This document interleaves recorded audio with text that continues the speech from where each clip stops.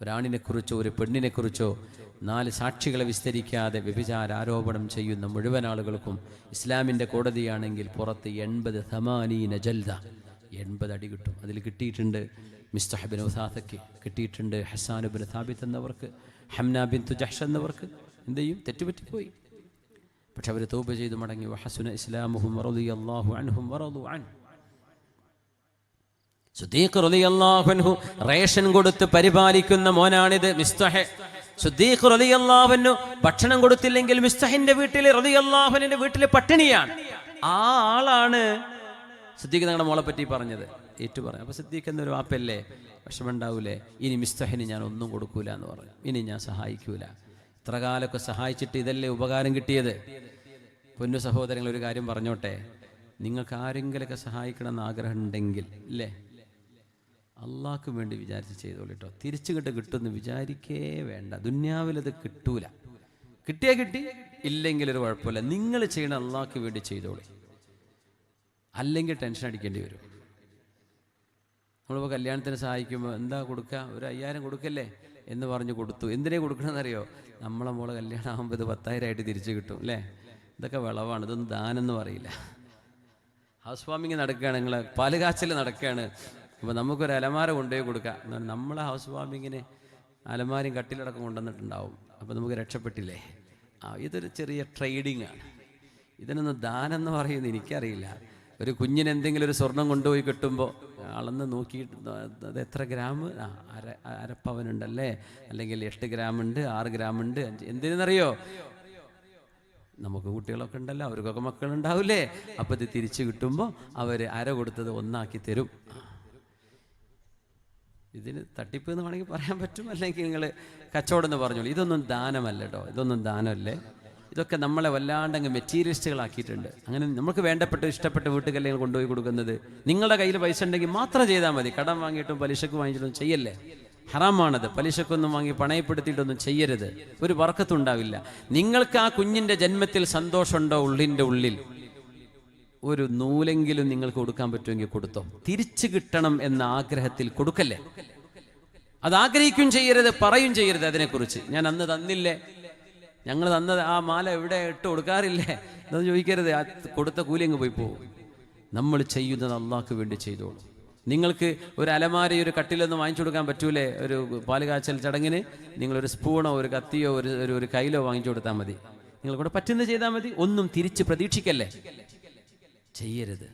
ഇതൊക്കെ നമ്മളെ മോശമാക്കുകയാണ്. നമ്മുടെ സ്വഭാവങ്ങളിൽ ആർത്തി വരും, അത്യാർത്തി വരും. പിന്നെ ഇതൊക്കെ കണക്ക് വെച്ച് നടക്കും നമ്മൾ.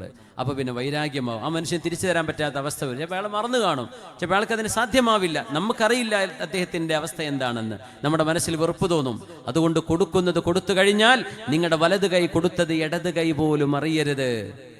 ആ കൊടുത്തതിനെ കുറിച്ച് പറയുകയും അരുത്. ഇങ്ങനെയാ ദാനം ചെയ്യാൻ പറഞ്ഞത് നബി തങ്ങൾ സല്ലല്ലാഹു അലൈഹി വസല്ലം.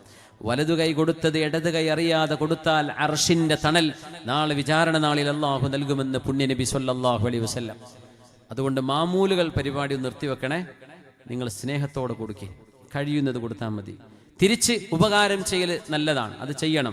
ഒരു മനുഷ്യൻ നിങ്ങൾക്ക് ഉപകാരം ചെയ്താൽ തിരിച്ച് നിങ്ങൾ ഉപകാരം ചെയ്യണം. അത് ചെയ്യാൻ പറ്റിയില്ലെങ്കിൽ ജസാക്കല്ലാഹു ഖൈറാ എന്നെങ്കിലും പറയണേ. പുണ്യനബി തങ്ങൾ പറയാ സല്ലല്ലാഹു അലൈഹി വസല്ലം. ഒന്നും കൊടുക്കാൻ പറ്റുന്നില്ല, തിരിച്ച് ജസാക്കല്ലാഹു ഖൈറാ, മേ അല്ലാഹു റിവാർഡ് യു ബെറ്റർ, അല്ലാഹു നിങ്ങൾക്ക് ഇതിലും നല്ലത് പ്രതിഫലം തരട്ടെ എന്നെങ്കിലും തിരിച്ചു മറുപടി പറയണം.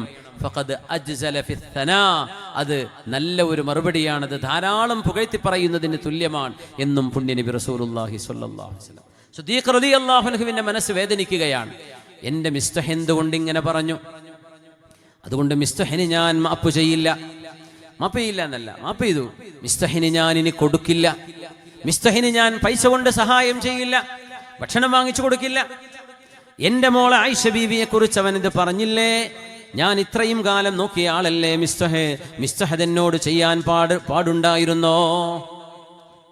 അപ്പം നമ്മൾ ഈ ചെയ്തത് ഓർക്കുമ്പോഴാണ് ഇതൊക്കെ വേദന വരിക. ഞാൻ അങ്ങനെ ചെയ്തു കൊടുത്ത ആളല്ലേ, എന്നിട്ട് അയാൾ എന്നോട് ഇത് ചെയ്തല്ലോ എന്ന് നമ്മൾ ഉപകാരം ചെയ്തത് ഓർത്ത് നടക്കുമ്പോഴേ ഈ പ്രശ്നം വരുള്ളൂ. നബി നിങ്ങൾ എന്താ പറഞ്ഞെന്നറിയോ? ഉപകാരം ചെയ്തു കൊടുത്തത് ഉടനെ മറക്കണം. ഇങ്ങോട്ട് ഉപദ്രവം കിട്ടിയതും ഉടനെ മറക്കണം. ഇങ്ങോട്ട് കിട്ടിയ ഉപദ്രവം ഓർത്ത് നടക്കരുത്. അത് ഓർത്ത ഒരു സമാധാനം ഉണ്ടാവില്ല. അതോർത്താൽ ഒരു സമാധാനം ഉണ്ടാവില്ല. ഞാൻ എൻ്റെ അനുഭവം പറയാം. ഓർക്കാറില്ല ഈ പറഞ്ഞ സംഗതി രണ്ടും. എന്തേ? അത് ഓർക്കണ്ടെന്നാണ് നബി തങ്ങൾ പറഞ്ഞത്. പിന്നെ എന്തിനാ ഓർത്തെടുക്കുന്നത്? നിങ്ങൾ ഉപകാരം ചെയ്യുന്നുണ്ടോ? അള്ളാഹ്ക്ക് വേണ്ടി ചെയ്തു, ഫോർഗെറ്റ് അബൌട്ട് ഇറ്റ്. പിന്നെ അതിനെപ്പറ്റി നോ മെൻഷൻ പറയുകയാണ്. പിന്നെ ഇങ്ങോട്ട് ഒരുപാട് ഉപദ്രവങ്ങളുണ്ടാവും. ഈ സോഷ്യൽ മീഡിയയിൽ നിൽക്കുന്ന ആൾക്കാരല്ലേ, നമ്മളെന്തായാലും എയറിലിട്ട് പൊരിക്കുകയൊക്കെ ചെയ്യും.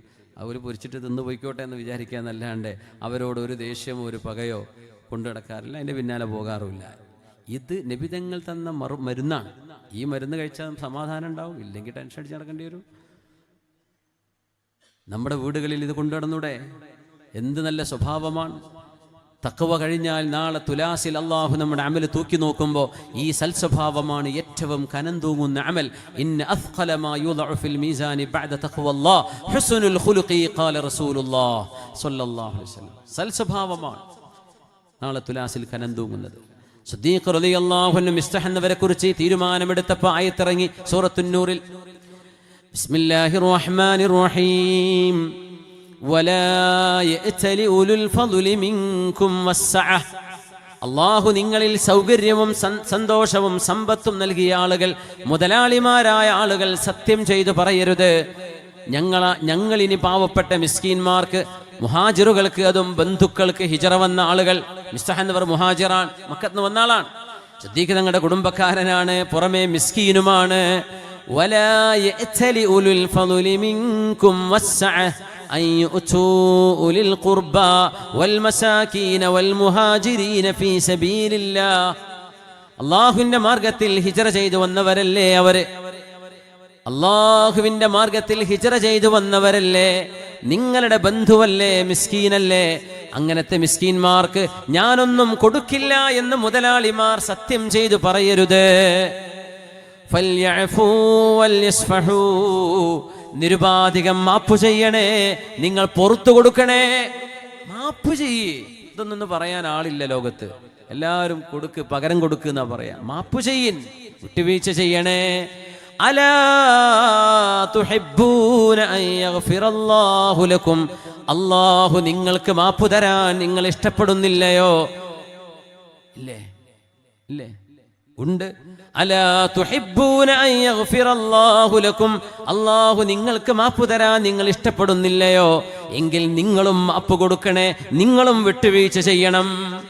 സിദ്ദീഖ് റളിയല്ലാഹു അൻഹു പറഞ്ഞു, ബലാ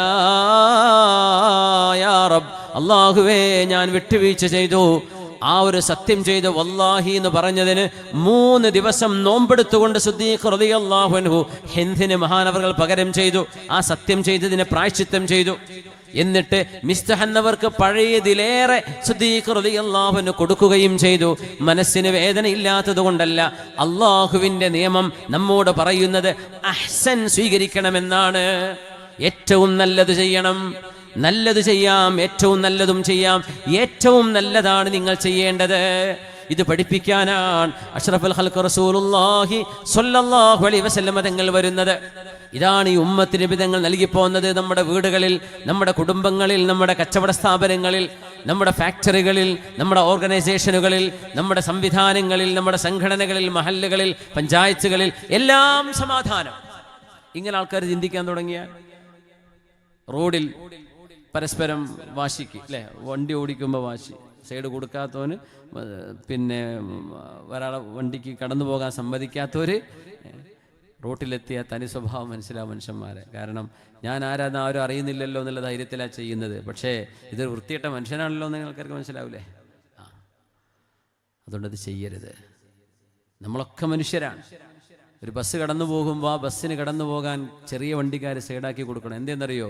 നിങ്ങളെ വണ്ടിയിൽ നിങ്ങളുടെ ഒരു ഫാമിലിയെ പോണത്, ആ ബസ്സിൽ ഒരു 40 ഫാമിലി ഉണ്ടാവും. അവരെ മുഴുവൻ ഡിലേ ആക്കരുത്, അവർ നേരത്തെ എത്തിക്കോട്ടെ. അതിൽ അത്യാവശ്യക്കാരുണ്ടാവും, അവർക്ക് സ്വന്തം വാഹനം മേടിക്കാൻ പറ്റാത്ത